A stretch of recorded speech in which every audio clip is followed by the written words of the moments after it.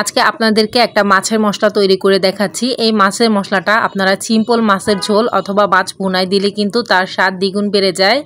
তো শুরুতেই এখানে চুলায় একটা প্যান বসিয়ে আস্ত ধনিয়া দিয়ে দিলাম 2 টেবিল চামচ। সেই সাথে এখানে আস্ত মৌরি দিয়ে দিলাম, মৌরি বা মিষ্টি জিরা যেটাকে বলে। সাথে দিয়ে দিব সাদা সরিষা। তো সাদা সরিষা এখানে নিয়েছি 1.5 টেবিল চামচ। সেই সাথে আস্ত জিরা নিয়েছি 2 টেবিল চামচ। সেই সাথে আরও দিয়ে দিব রাঁধুনি। এখানে রাঁধুনি নিয়েছি 1 টেবিল চামচ। সেই সাথে আরও দিয়ে দিব এখানে 10 থেকে 15টা শুকনো মরিচ। তো শুকনো মরিচ যদি ঝাল হয় তাহলে আরেকটু কমিয়ে দিবেন। তো এখানে আরও দিয়ে দিব 2 টেবিল চামচের মতো পোলাওর চাল।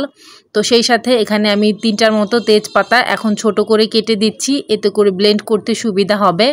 এখন এই সব মশলাগুলোকে হালকা করে টেলে নিব। গরম হয়ে গেলে এরপর ঠান্ডা করে ব্লেন্ড করে নিব। একেবারে পুরোপুরি লাল করে ভাজবেন না, তাহলে কিন্তু মশলাটা তেতো হয়ে যাবে। তো এই তো আমি ব্লেন্ড করে নিয়েছি। এবার একটা প্লেটে আপনাদেরকে ঢেলে দেখাচ্ছি। একদম গুঁড়ো করে নিয়েছি। এবার একটা এয়ারটাইট বক্সে ভরে রেখে দিব।